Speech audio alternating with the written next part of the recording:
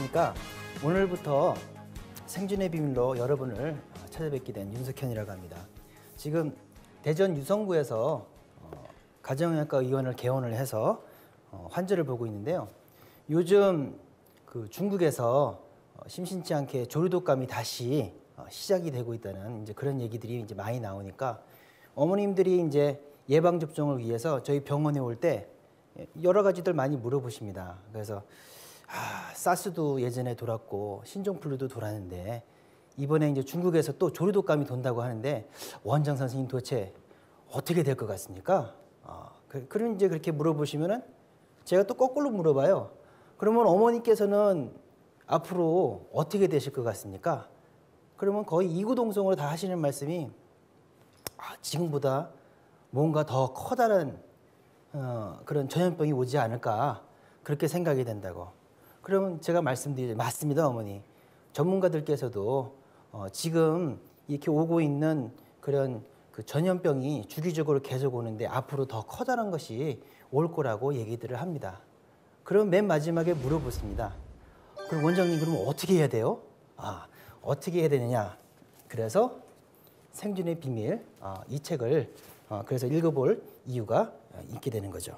자, 그러면 생존의 비밀이라고 딱 했을 때 우리가 제일 먼저 떠오를 수 있는 부분이 있습니다. 뭘로부터의 생존의 비밀일까요? 지금 21세기는 여러 가지 위기 상황에 많이 처했다고 그러거든요. 그래서 우리가 사회에서 이렇게 살면서 생존, 양육강식의 이런 사회에서 살면서의 생존이 될 수도 있고, 또 지금 자본주의가 어떻게 보면 총체적인 위기로 자본주의의 붕괴라는 그런 새로운 문명으로의 그 전환이라는 그런 얘기도 있는데, 그러한 경제적인 위기에서의 생존이 될 수도 있고, 또 그 지금 뉴스에서도 간혹 나오고 있지만 북한에서 핵전쟁이 일어날 수 있다고 하는 그런 핵 위협들을 이렇게 얘기를 하고 있습니다. 그런 전쟁으로부터의 생존의 문제도 될 수 있고, 또 우리가 이제 그 화산이나 지진, 여기서는 이제 해일이나 쓰나미 같은 그런 자연재해로부터의 생존이 될 수도 있고요. 그리고 우리가 실질적으로 경험을 하고 있는 그런 전염병의 그러한 위기로부터의 그 생존의 비밀이 될 수 있습니다. 이 책에서는 실질적으로 현대 문명을 총체적으로 무너뜨리는 질병 대란이 몰려온다 해서 질병 대란에 대한 위기로부터의 생존의 비밀을 얘기를 하고 있죠. 하지만 우리가 인생을 살다 보면 어떻습니까? 좋은 일은 따로따로 와도 안 좋은 일은 같이 몰려온다고 하잖아요. 실질적으로 전염병은요, 문명의 전환기에서 전쟁과 자연재해와 항상 함께 오는 경향이 있습니다. 그렇기 때문에 실질적으로는 서로 다른 문제인 것 같지만 실질적으로 나타날 때는 이런 모든 문제점이 하나로 뭉쳐서 그 정점으로 질병 대란이 우리에게 오게 되는 것입니다. 그래서 앞으로 하게 될 내용들이 바로 이러한 내용들이 될 것입니다.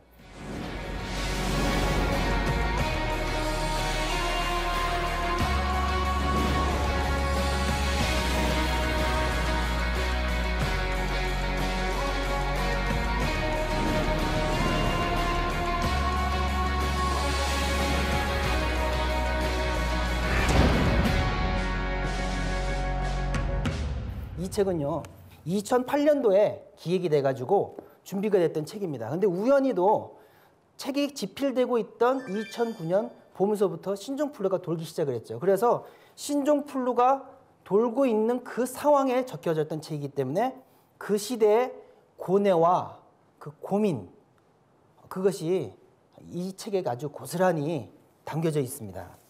그리고 이제 글은 다음처럼 이제 또 시작이 됩니다. 질병으로 사랑하는 가족을 잃게 되면 우리의 평온한 일상은 무너지고 가정의 기반이 송두리째 흔들린다. 의외로 신종플루가 돌았을 때 많은 사람들이 신종플루를 이렇게 많이 알았습니다. 그리고 가족 중에 신종플루가 있었던 그런 경우도 생각을 해보면 우리 국민 상당히 많은 부분이 이런 걸 경험을 했죠.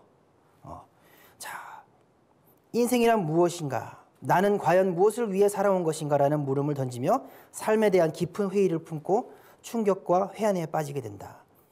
신종플루 때 우리가 모두 느꼈던 부분일 것입니다. 자, 그런데 이런 전염병과 관련된 그런 공포라든지 그러한 그 아픔이라고 하는 것은 비단 21세기에 살고 있는 우리만 겪는 것이 아니었습니다. 동서고금을 막론하고 항상 전염병의 그런 문제로부터 벗어날 수 있었던 사람은 아무도 없습니다. 그래서 돌이켜보면 인류는 지나온 역사 속에서 끊임없는 질병, 재난의 공격을 받으며 무수히 많은 희생을 치렀다. 자, 질병의 공포로부터 벗어난 사람은 아무도 없었다는 거죠.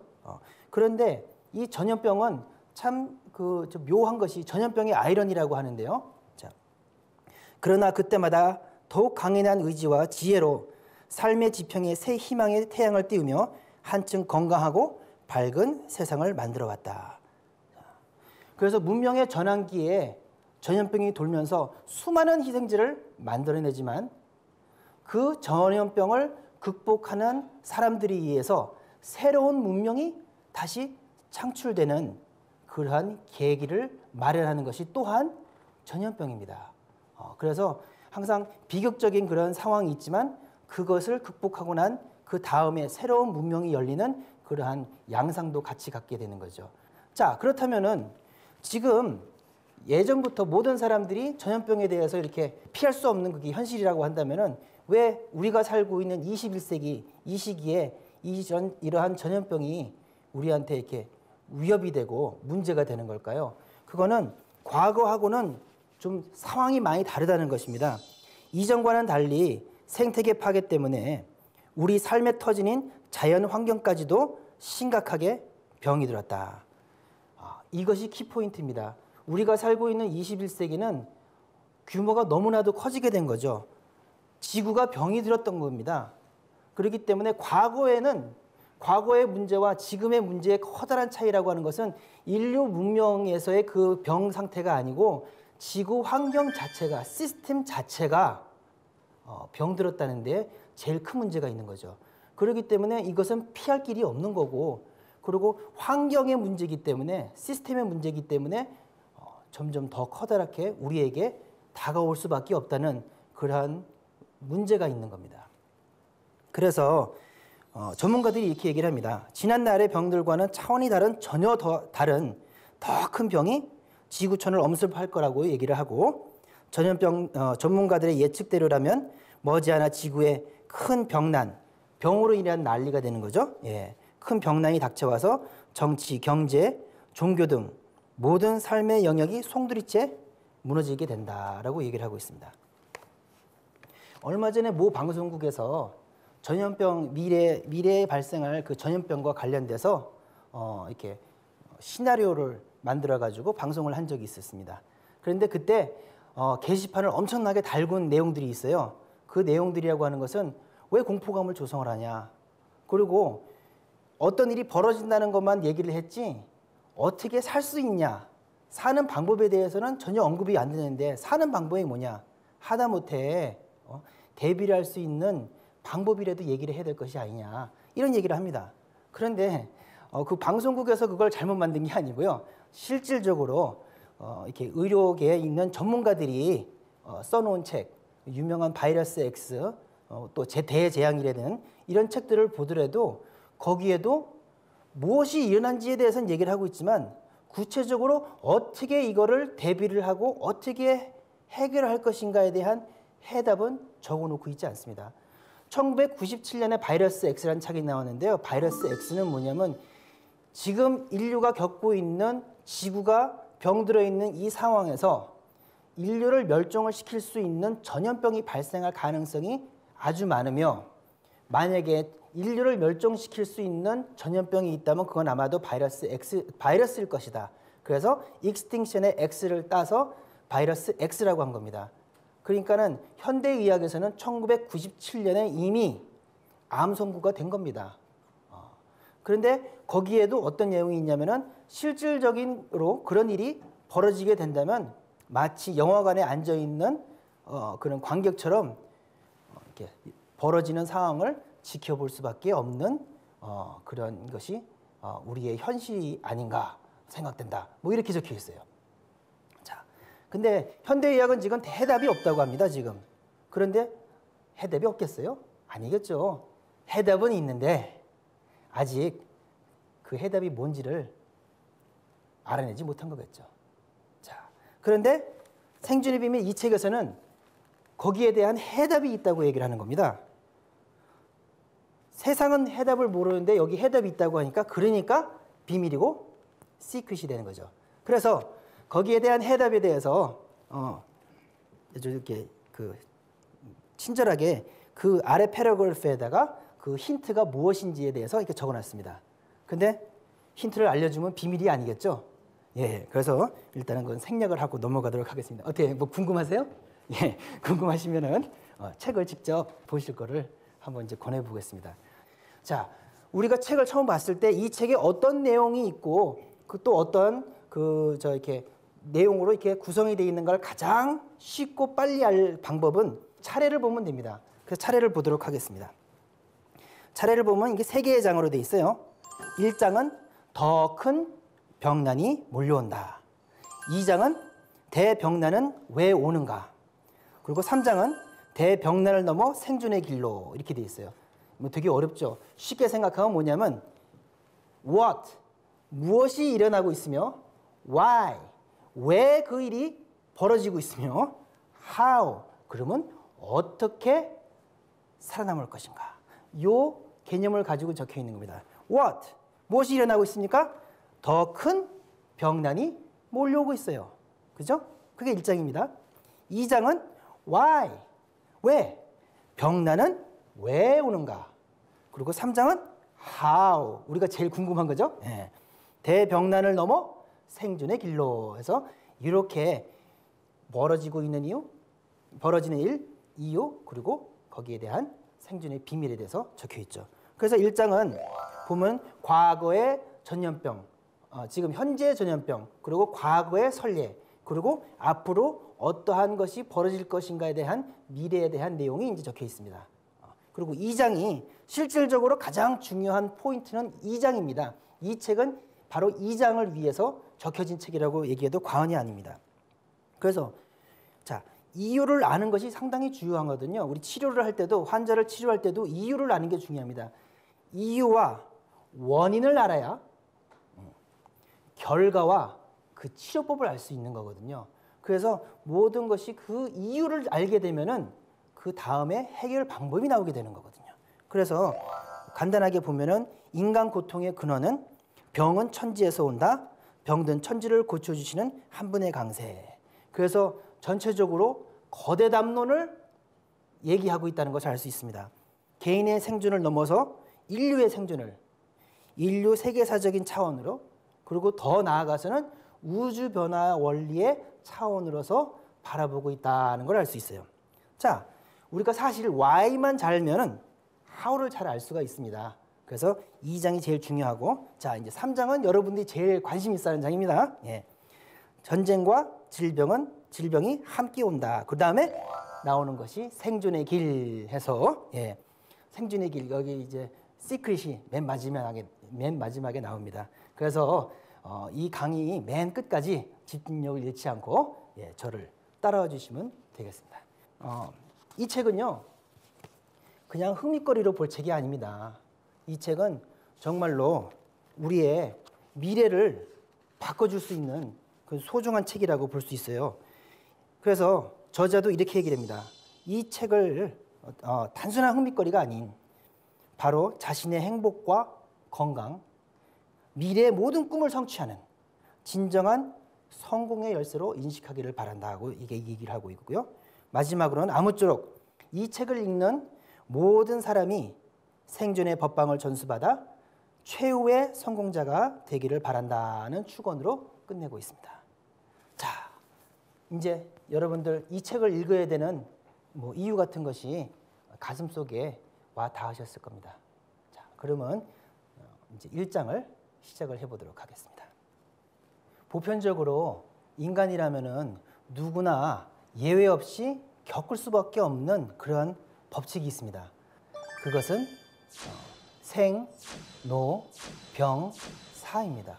이 생로병사의 법칙을 벗어날 수 있는 인간은 여태껏 한 명도 없었죠. 그런데 이 늙어가는 과정이라는 것은 어떻게 보면은 슬프지만 자연스러운 그런 과정입니다. 그래서 늙는다는 것은 비극이 아닙니다. 그래서 연세가 90이 되신 어르신께서 이제 늙어가셔서 이제 돌아가실 때가 가까워지게 되면은 그걸 지켜보는 그런 자제분들이 물론 가슴은 많이 아프지만 그렇게 연세가 드셔서 돌아가시는 경우에는 비극이 아니기 때문에 그걸 호상이라고 합니다. 그래서 장례식에 가서 이렇게 막 슬프게 울고 하면은 예의에 벗어난다고 얘기를 하죠. 그래서 90세까지 사셨다가 돌아가시면 아, 천수를 누리셨다. 그래서 아, 인생을 참 착하게 잘 사셨나 보다. 이제 이렇게 얘기를 합니다. 그래서 괴롭긴 하지만 자연스러운 과정이라는 거죠.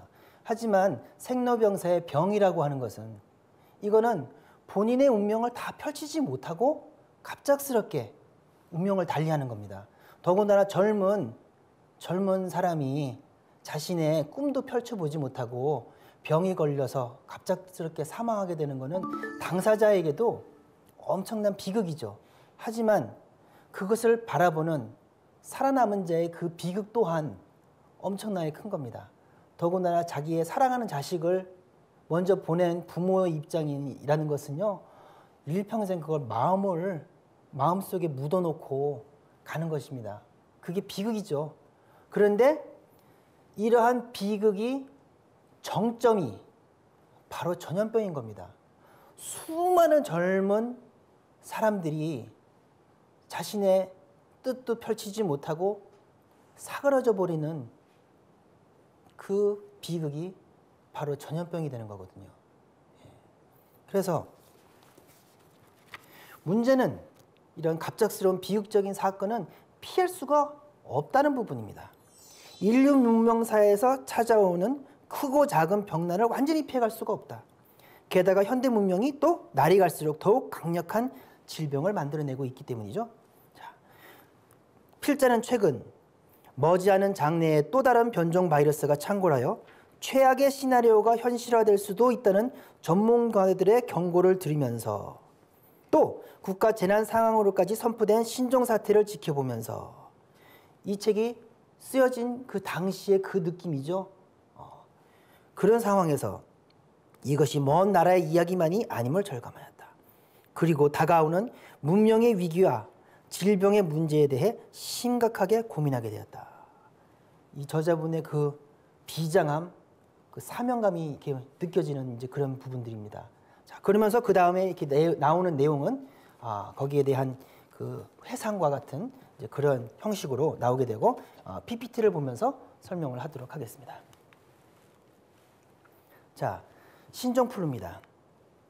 신종플루가 처음 발생했던 건요, 2009년 2월 달에 멕시코 베라크루즈라고 하는 바로 이 위치죠. 멕시코 시티 바로 옆입니다. 여기에서 발생을 했는데 그 첫 환자는 4살 난 어린 에드가 헤르난데스라고 하는 그런 어린 아이였어요. 그리고 그 당시에 그 근처에 있던 양돈 그 공장이 있었는데 거기서부터 이렇게 전염됐던 것이 아니냐라는 그런 얘기가 있었는데 당시 인터뷰를 한번 확인을 해봤더니 이 꼬마 친구가 본인은 그 무서운 신종플루가 왔을 때 아이스크림을 먹으면서 그 무서운 거를 극복을 해냈다. 뭐 이제 이런 인터뷰를 했다고 그래요. 자, 2월 달이었는데 4월 달이 되면서 어떻게 되냐면은 엄청난 커다란 전염병이 돼버린 거죠. 2009년 4월 27일 멕시코 시티, 멕시코의 수도가 멕시코 시티거든요. 그 당시에 환자가 1995명 중에 사망한 사람이 152명이었어요. 우리가 알고 있는 거하고 조금 다르네요. 우리나라에 한 60몇 명 사망했다고 했는데 실질적으로 멕시코는 우리는 잘 몰랐지만 어마어마한 사태를 겪고 있었던 거거든요. 그래서 4월 27일 날 대통령이 전 국민에게 휴직을 권하고 휴교령을 내려버렸어요. 그리고 4월 29일 날에는 계엄령을 선포를 합니다. 엄청난 일이 벌어진 거죠. 하지만 그 당시 때까지만 해도 팬데믹으로까지 이렇게 커다랗게 번지진 않았어요. 미국에도 좀 전염이 되긴 했지만 그렇게까지 크진 않았습니다. 하지만 멕시코 자체는 어마어마했죠. 그래서 이게 가장 상징적인 사진이라 이게 갖고 왔는데 심지어 사랑하는 사람이 이렇게 사랑을 나눌 때에도 마스크를 쓰고 해야 될 정도로 그 상황이 되게 심각을 했었던 거죠. 자, 그런데 그 당시에 우리나라의 상황은 어땠었느냐? 대한민국의 상황. 이런 일이 벌어질지를 전혀 상상을 못했던 거죠. 그래서 국가예방보건사업 예산을 삭감을 했어요. 예산이 삭감이 되다 보니까 어떻게 돼요? 백신을 많이 못 만들죠. 그러니까 계절성 독감 백신 생산량이 축소가 되고, 그리고 타미플루 확보를 했어야 되는데 타미플루를 제대로 확보를 하지 못하는 사태가 벌어지는 거죠. 대비를 못한 거예요. 그래서 그러니까 멕시코에서는 독감이 돌고 있다고 이렇게 난리가 난 상황이었는데 한국은 독감 유료 접종은 올해 실시하지 않습니다. 그리고 밑에 뭐라고 적혀 있냐면 백신량 생산 감소 때문에 이런 일이 벌어지고 있었던 거죠. 그러니 멕시코에서 전염병이 돌고 있다는 얘기는 들고 언젠가 우리나라 올 거라는 걸 아는데 가장 사람들이 많이 밀집된 곳에서 전염병이 발생을 하죠. 그래서 대부분 전염병은 어디서 발생을 해요? 애들 학교에서부터 시작이 되거든요. 그렇기 때문에 임시 휴교령을 내려버렸어요. 이거밖에 우리 정부가 할 수 있는 게 없었어요. 대비를 못한 상황에서는.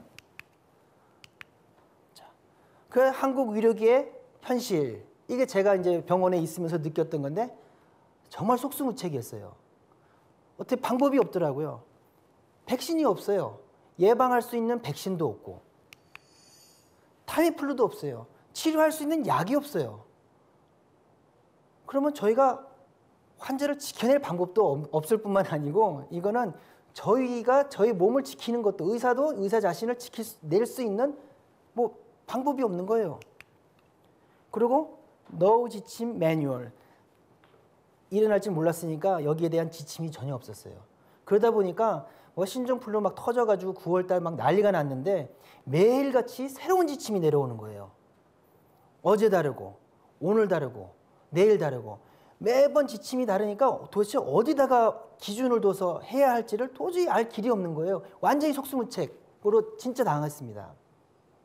그 당시에 예전에 사스 경험을 해서 그랬던지 이게 신종플루 돌았을 때 사람들이 대개도 전염병이 어떤 거라는 걸 대부분 감을 잡고 있었어요. 그래서 병원과 시작은 딴 데서 시작하더라도 제일 심한 게 병원과 약국이라는 걸 다 감을 잡고 있었어요. 그래서 당시 저희 병원에서 근무하던 간호사 한 명이 그만뒀습니다. 현명한 거죠. 예. 그만뒀고, 그래서 이제 간호사가 없으니까 간호사를 다시 구해야 되잖아요. 그래서 이제 공문을 내서 이제 간호사를 구합니다 하고 하는데 아무도 오질 않는 거예요. 그런 사태까지 벌어지고, 그런 상황에서 환자들은 누구를 믿고 본인의 몸을 치료하고 자식의 미래를 걱정을 합니까? 자, 그런데 21세기 들어와서 신종플루가 처음 발생한 게 아니죠. 그 전염병이 처음 발생한 21세기 그 전염병의 그 첫 시작은 신종플루가 아닙니다. 여러분들이 다 잘 아는 사스거든요. 자, 그러면 사스를 알아볼까요? 자, 사스가 돌았을 때요. 2002년 11월 중국 광동성에서 시작됐어요. 중국 광동성은 좀 밑에 요쪽 부분이 광동성이거든요. 근데 이제 중국에서 쉬쉬했었죠. 그리고 2003월 2월 홍콩에서 이제 시작이 됐고, 이제 이게 옮겨서 홍콩까지 가게 되고, 그러고 난 다음에 4월이 되면은 이제 북경으로 올라오게 되고, 그러고 난 다음에 전 세계로 퍼져가지고 40여 개 나라로 팬데믹 사태로 이제 벌어지게 됐죠. 여러분도 기억을 다 하고 계실 겁니다. 그래서 그 당시에 8,400만 명이 400명이 감염이 되고 916명이 사망을 했습니다. 그래서 이게 상징적이죠. 중국이 이렇게 그런 사실을 은폐를 하려고 했었고, 은폐를 하다 보니까 문제가 해결이 안 되잖아요. 예. 그러니까 어떻게 돼요? 사태가 퍼져가지고는 이렇게 타임스 뉴스위크에서 그냥 이렇게 freaked out, 너무 놀란 거죠. 전 세계가 공포의 도가니로 들어가게 되고. 그런데 자, 갑작스럽게 사태가 벌어지고 나라에서는 그걸 인정도 안 하고 그러다 보니까 어떻게 해요? 국민들이 불안하거든요. 불안했죠. 그 공포감. 그러다 보니까 사회가 혼란해지고 치안을 어떻게 바로 잡을 방법이 없어지는 거예요. 그러면서 중국 자체가 아주 커다란 위기에 빠지게 됩니다. 중국은요, 거의 200개 민족이 이렇게 모여있는 다민족 국가예요. 그리고 자치구라고 해가지고 하나 된 통일된 중국이지만 실질적으로는 자치구가 있어가지고 자체적으로 돌아가고 있어요.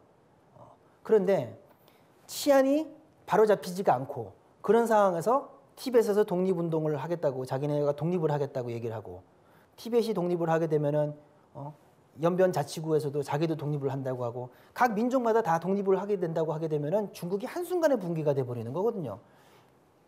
그러니까 중국 자체가 붕괴가 될 수 있는 위기 상황까지 가게 돼요. 그래가지고 중국에서 계엄령을 선포를 하고 이렇게 그냥 강제 집행을 했죠. 강제 집행했는데 인권적인 문제는 있었겠지만 어쨌든 그렇게 해서였든지 어쨌든 사스가 바로 잡혔습니다. 그러니까 병으로 인한 난리가 난 거죠. 예. 자, 그래서 사스는 우리 일반 대중들까지도 전염병으로 사람이 죽는 것만의 문제가 아니구나. 그것에 의해서 사회적으로 파급되는 효과, 사회적으로 나타나는 병리 현상이 더 클 수가 있구나 하는 그 병난에 대한 개념을 처음으로 인식하기 시작하죠. 사회적인 혼란이 더 큰 문제였다. 그래서 공포에 따른 민심의 동요, 그리고 당연히 제대로 경제 활동이 될 수가 없죠. 그러다 보니까 사회 경제적으로 이게 파탄이 나게 되고, 그리고 국가 존폐 위기까지 빠지게 된 겁니다.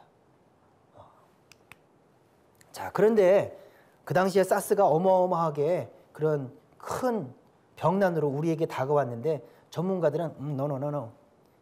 앞으로 더 커다란 게 올 것이다. 사스하고 비교할 수도 없는 더 커다란 문제가 내재돼 있다. 이제 이 얘기를 하는 거예요. 치사율이 훨씬 높은 조류독감이 발생한 가능성이 있다. 이렇게 얘기를 합니다. 자, 그러고 난 다음에 1년 뒤에 조류독감이 돌았어요. 자, 그 당시에 보건복지부에서 우리 의사들 그 전염병 교육을 위해서 보내줬던 그 자료입니다.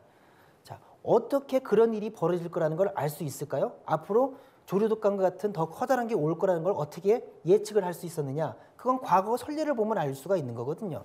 과거 선례를 보게 되면 1947년에도 독감이 돌았고 1889년에도 돌았고 1918년에도 돌았고 1957년에 돌았고 1968년에 돌았고 쭉 해서 보니까 아하 30년 40년 주기로 독감이 오는구나. 이걸 알게 된 거예요. 근데 최근 35년 동안 대유행이 없었어요. 차라리 좀 있었으면 그럼 나머지 30년 뒤이겠지라고 할 텐데 35년이 되도록 대유행이 없었어요. 자, 그래서 그 당시에 우리 의사들한테 이렇게 교육을 시켰어요. 대유행 임박 근거는 아직 정황적인 수준이다. 그렇지만 신종 바이러스가 인체 감염 발생 간격이 점점점 감소하는 거예요. 이게 지금 불안했던 거죠. 97년에 6명, 2003년, 2004년 계속 짧아지는 거예요. 그래서 인체 감염 발생 국가 및 사망자 수도 증가를 하는 거죠. 그러니까 예측을 한 거죠. 그래서 생존의 비밀에서는 이 부분을 이렇게 멋지게 차트로 해서 정리를 하고 있습니다. 그런데 보면 2009년 돌았던 거죠. 그러니까 이미 이런 일이 벌어질 거라는 것을 예측을 하고 있었던 겁니다. 예. 자, 그래서 이분은 고 이종욱 세계보건기구 사무총장, 6대 사무총장님이셨죠. 예. 자, 이분이 어떤 말씀을 했는지 책을 직접 보고 읽어드려 보도록 할게요. 당시 세계보건기구 사무총장 고 이종욱 박사는 이 세계가 직면한 가장 심각한 건강 위협은 조류 인플루엔자다. 지금도 바이러스의 변종이 무섭게 이루어지고 있다. 조류 인플루엔자 바이러스가 공기를 통해 인간에서 인간으로 전염되는 변종이 되는 것은 오직 시간 문제일 뿐이다 라고 경고하면서 대유행은 필연적이고 불가피하다 이렇게 얘기를 했습니다. 그리고 변종이 출현하여 대유행으로 확산될 경우 1억 명 이상이 사망할지도 모른다며 철저한 대비책을 마련할 것을 강력하게 호소하였다. 이렇게 얘기를 합니다. 자, 그래서 이분의 아주 유명한 얘기가 있어요. 무슨 얘기냐면 양치기 소년의 교훈입니다. 우리가 양치기 소년의 교훈하면 뭘 생각을 합니까? 뭐 생각합니까? 양치기 소년의 교훈은 뭐죠? 거짓말하지 말라는 거죠. 예. 그런데 이종욱 사무총장님께서는 다르게 봤어요. 뭐라고 얘기했느냐? 속아라. 속아라. 끝까지 속아라. 왜? 밖에 늑대가 있는 것이 현실이기 때문에. 자, 미래를 대비하는 사람이, 미래를 대비해야 되는 단체가 미래에 일어날 그러한 것을 대비를 하지 않는다면은, 아유, 뭐, 사람들이 거짓말쟁이라고 하니까 저 독감도 안 돌았고, 뭐, 이제 거짓말쟁이라고 하니까, 아, 나 그 얘기 듣기 싫어서 못 해먹겠다 해가지고는 미래를 대비를 하지 않는다고 하면은, 그걸 뭐라고 얘기를 하죠? 그건 직무유기라고 하는 겁니다. 대비를 하는 사람은요, 대비를 해야 되는 단체는 24시간 내내 대비를 해야 되고, 오늘도 발생할 수 있고, 내일도 발생할 수 있고, 항상 내일이면은 이런 일이 발생할 수 있다는 것을 현실로 받아들이고 대비를 해야 되는 겁니다. 근데 나는 그 당시에 어땠어요? 예, 그 어떻게 보면 거짓말쟁이라는 소리가 듣기가 싫었었던지 그 대비하는 마음에 방심이 생겼죠. 그러다 보니까 어떻게 돼요? 크게 당한 겁니다. 대비라는 건 이런 거거든요. 예. 자, 그런데 이 책에서는 1억 명이라고 나와 있어요. 그렇지만 실질적으로 전문가들은 얼마를 생각을 하고 있었냐. 도적감 변종 수년내 세계 강타할 때 10억 명이 숨질 수도. 그렇죠? 앞으로 몇 년 안에 강력한 전염병을 지닌 치명적인 독감 바이러스가 전 세계를 강타할 수 있다. 이 경우 6개월 내에 10억 명이 사망할 수 있다. 이렇게 얘기를 했어요. 예. 이거 이제 리보프 소장이라는 거는 이분 러시아 사람인데, 유행 시기는 올해 말일 가능성도 상당히 크다. 아까 말씀드렸죠. 모든 대비를 하는 사람들은 항상 이때 터질 수 있다는 것을 기정사실로 받아들이고 그리고 대비를 하는 겁니다. 안 올 거라는 걸 예상을 하고 대비하는 것이 아니거든요. 올해가 아니면 내년이나 최소 몇 년 안에는 반드시 나타날 것이라고 주장했다. 그는 현존하는 독감 바이러스로부터 대규모 전염성을 지닌 새로운 변종이 생겨날 것. 자, 한편 지난 19일에서 22일 러시아를 방문한 이종옥 세계보건기구 WHO 사무총장은 조만간 조류독감과 유사한 새로운 바이러스 변종이 나타나 전 세계에 큰 재앙을 몰고 올 수 있다고 경고하였다. 그래서 이분이 어떻게 했느냐. 그냥 그렇구나 하고 알아둔 게 아니고 액션을 취하신 거죠. 그게 보면은 종리 Center of Strategic Health Operation이라고, 뭐 복잡합니다. 근데 쉬워요. WHO 지하에 위치한 상황실인데 24시간 모니터링 WHO 전략보건작전센터를 세우십니다. 한국 사람이었으니까 가능하죠. 우리나라도 보면 24시간 병원 있잖아요. 예.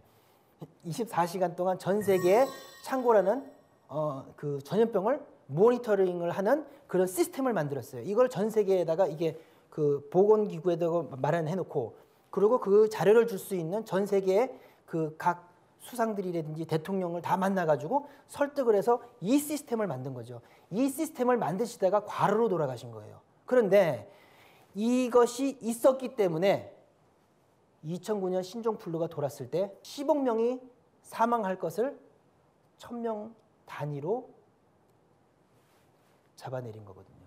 자, 여기서 우리가 얻을 수 있는 교훈이라는 건요, 전염병이라든지 미래에 이렇게 닥쳐오는 재난이라는 것은요, 그건 피할 길이 없어요.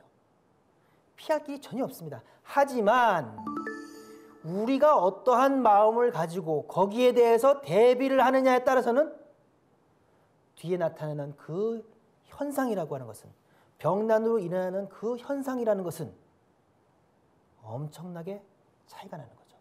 그렇기 때문에 오는 걸 두려워할 필요는 없습니다. 우리가 어떻게 하느냐가 문제죠. 그래서 이분이 이걸 처음 만들 때 얼마나 많은 반대가 있었겠습니까? 어마어마한 예산을 집어넣어서 해야 되는 건데. 그렇지만 이런 욕을 먹어가면서도 오죽했으면 그 양치기 소년의 그 교훈을 뒤집어서 얘기를 했겠어요. 그렇지만 그분의 용감한 결정이 인류의 미래를 바꾼 거거든요. 자, 그러면은 어떻게 해서 10억 명이 죽을 거라는 것을 예상을 할 수 있었을까요? 뭐 근거가 있었겠죠. 그건 어디냐면은 이게 1998년 그 홀튼 박사님이신데요. 이분이 판도라 박스를 열면서 그런 일이 벌어지게 된 겁니다. 18년 그 신종플루가 돌았을 때 그때 이제 사망했던 분들을 이제 무덤 이렇게 다 이렇게 묻어놨을 거 아니에요. 근데 알래스카에 묻혀 있는 사체를 발굴을 해가지고 거기서 폐를 뜯어가지고 와가서 그 원심불기기에 돌려가지고 DNA 시퀀스를 딱 꺼냈더니 거기서 나온 게 뭐냐면은 조류독감이 나와버린 거예요. 그렇게 되면서 난리가 난 거예요.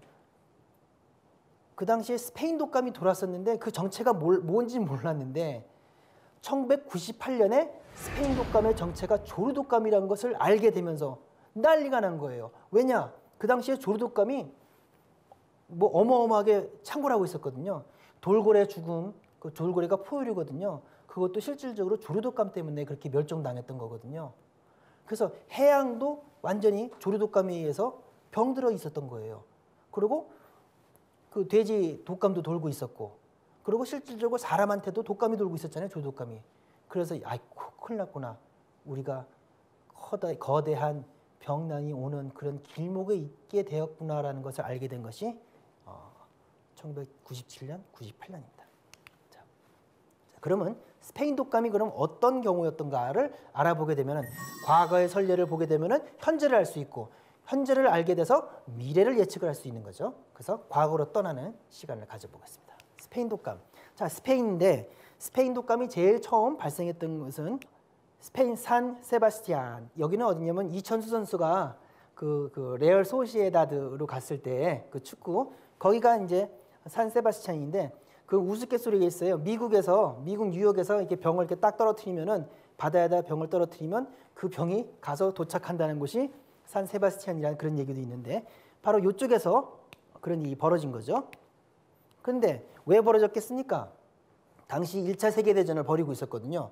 1차 세계대전은 참호전이었어요. 참호라고 하는 것은 이렇게 땅을 파서 이렇게 군인들이 들어가서 대기를 하면서 전쟁을 하는데 상황이 열악하죠.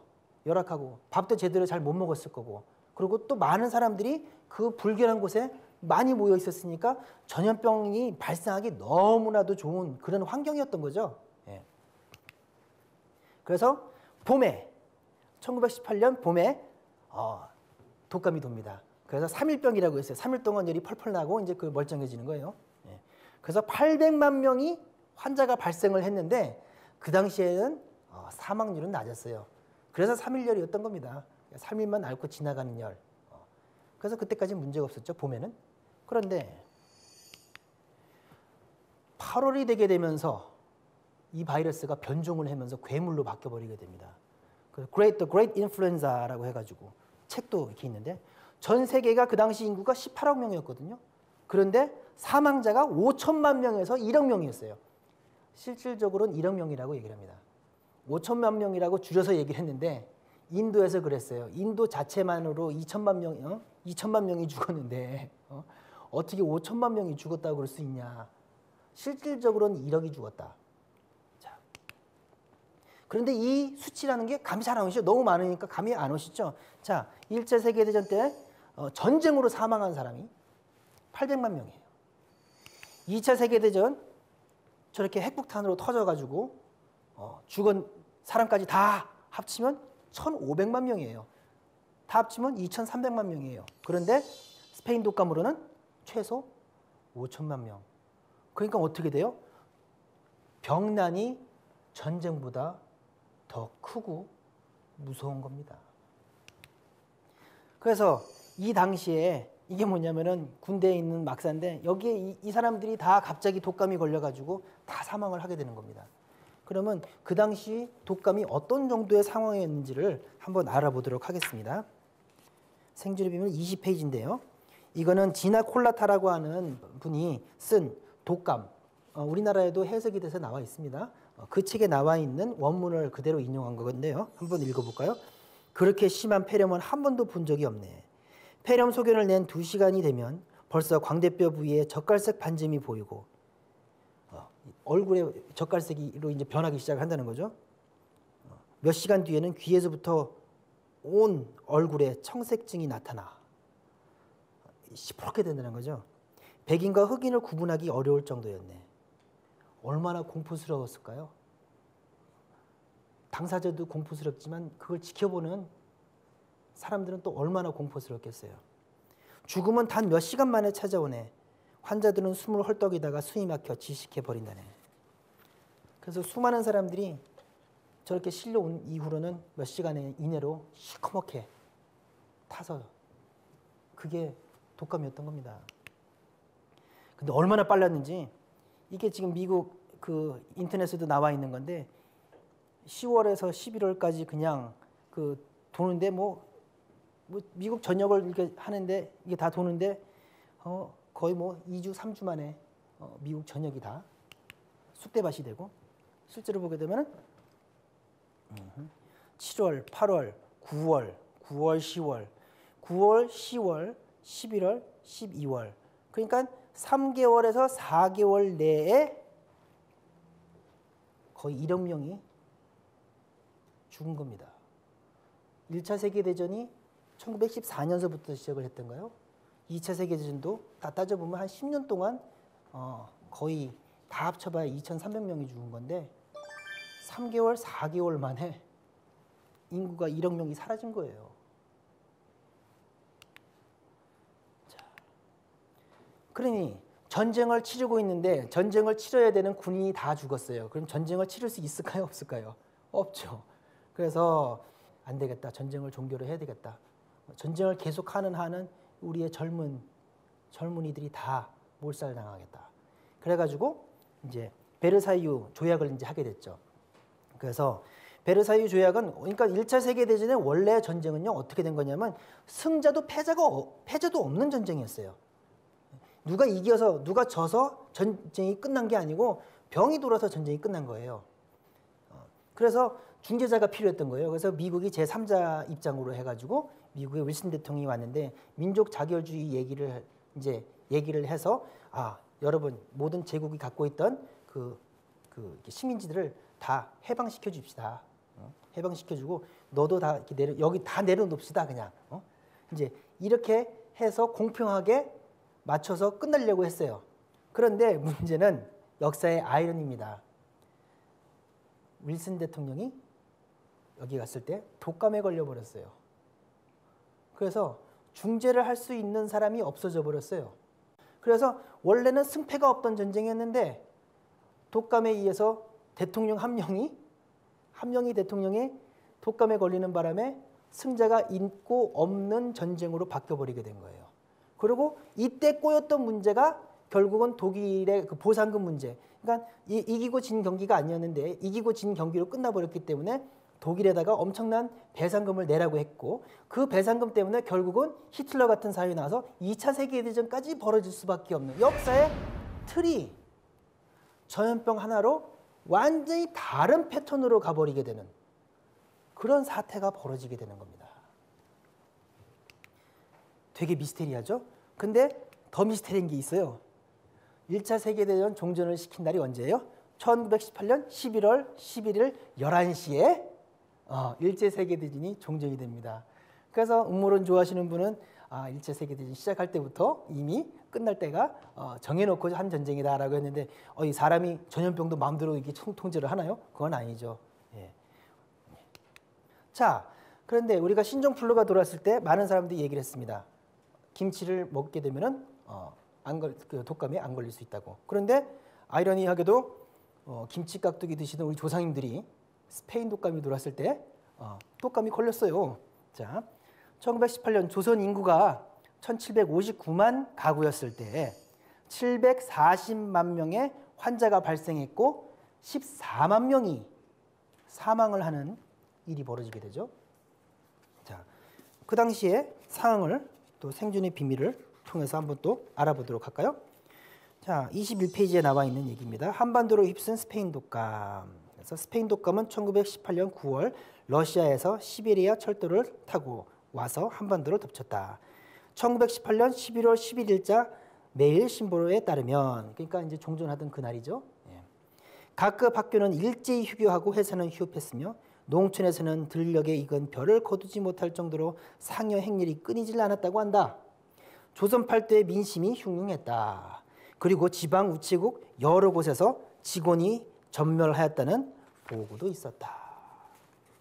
그래서 스페인 독감이 돌게 되면서 당시 일제치하 상황이었죠. 공권력이 완전히 붕괴가 돼버리는 사태가 발생을 하게 됩니다. 그리고 그 당시에도 우리 유명한 백범 김구 선생님께서도 독감에 걸렸다는 그 얘기가 이렇게 백범일지에도 나와 있습니다. 자, 그런데 스페인 독감이 돌았던 게 언제라고요? 1918년이죠. 3.1운동이 벌어진 건 언제예요? 1919년이죠. 그렇습니다. 만약에 이 당시에 스페인 독감이 돌지 않았더라면 어떤 일이 벌어졌을까요? 물론 역사에는 if라는 게 없다고 합니다. 만약에라는 게 없는데 3.1운동이 일어나서 성공할 수 있었던 것은 독감이 돌아서 대한민국에 있던 일본의 공권력이 붕괴가 됐기 때문에 그랬기 때문에 가능하게 된 거죠. 결국은 스페인 독감이 전 세계의 세계사만을 뒤집은 것이 아니고 우리나라의 국운마저도 뒤집어 놓은 겁니다. 자, 이제 정리를 쭉 해볼까요? 자, 20세기에는 전염병이 1918년에 스페인 독감 돌았고 여기서는 얘기를 안 했지만 57년에도 돌았고 1968년에도 아시아 독감, 홍콩 독감에서 또 돌았었습니다. 그리고 21세기에는 2002년 사스가 발생을 했고 8,000명이 감염돼서 900명이 사망하고 2003년에 조류독감이 발생해서 매년 260명씩 사망을 하다가 2009년에 우리가 경험을 해서 아는 신종플루가 발생을 해서 전 세계에서 난리가 나게 된 거죠. 자, 이제 다시 과거에서 현재로 돌아와서 우리가 살고 있는 21세기를 한번 바라보도록 하겠습니다. 예. 세계보건기구나 국내 의학계에서는 한결같이 신종플루가 이대로 사라진다 해도 훨씬 더 치명적인 전염병이 발생할 것이라고 경고하고 있다. 이제는 이 한 문장이 감이 오시죠? 왜 그럴 수밖에 없는가? 그래서 세계보건기구의 그레고리 하틀 대변인은 분명한 것은 앞으로 새로운 대유행 바이러스가 나타난다는 것이라 했다. 문제는 바이러스는 항바이러스제를 만나면 이를 무력화하고 내성을 지니기 위해 유전자를 변이시키는 특성이 있다. 아시다시피 변이를 너무 잘합니다. 바이러스는. 변이를 해버리게 되면 약이 듣지 않게 되는 거죠. 바이러스가 변종을 일으키면 현재 쓰이는 치료제나 개발 중인 백신은 모두 무용지물이 된다. 그 변이의 의미라는 것이 우리 인간에게 어떻게 다가오느냐가 바로 이 얘기입니다. 약과 백신이 무용지물이 된다는 거죠. 그래서 지금 우리가 할 수 있는 유일한 길은 창궐할 기회만을 노리고 있는 이 흉악한 괴물을 신중한 눈으로 감시하는 것뿐이다. 다가오는 질병 대란은 남의 일이 아니다. 바로 나와 내 사랑하는 가족의 문제이다. 그렇죠? 신종플루에서 우리가 얻었던 교훈이라고 하는 것은 뭘까요? 바로 이거죠. 대비의 중요성, 대비를 하고 안 하고의 차이가 얼마나 큰 차이라는 거, 이걸 우리가 직접 경험을 했던 거죠. 그리고 전염병이라고 하는 거는 우리가 전염병 하면 다른 나라에서 벌어지는 전염병 할 때 그래 그건 WHO의 문제고 그건 나라의 문제고 뭐 이렇게만 생각을 했어요. 그런데 알고 보니 전염병이라고 하는 것은 나와 사랑하는 내 가족의 문제라는 거, 남의 문제가 아니라는 겁니다. 결국은 나라도 못 지켜줘요. 나와 내 가족을 지키는 거는 오로지 나밖에 할 수가 없는 겁니다. 내 자신이 해야 되는 거거든요. 그래서 내가 공부하고 내가 직접 대비를 해야 한다. 이것이 우리가 신종플루에서 얻었던 교훈입니다. 마지막으로 지금은 병의 대사를 나와 가족과 이웃, 우리 모두의 생존 문제로 절박하게 인식하고 그 해결책을 찾아서 실천으로 옮겨야 할 때이다 라는 글로 글을 마치고 있습니다. 예. 자, 그래서 우리가 현실을 여러 가지 어려운 일들이 많죠. 어려운 현실들을 인정을 하고 나면 맨 마지막에 남는 건 딱 하나밖에 없습니다. 이 상황에서 어떻게 살아남느냐. 그렇기 때문에 21세기의 화두는 생존이 되는 것입니다. 감사합니다.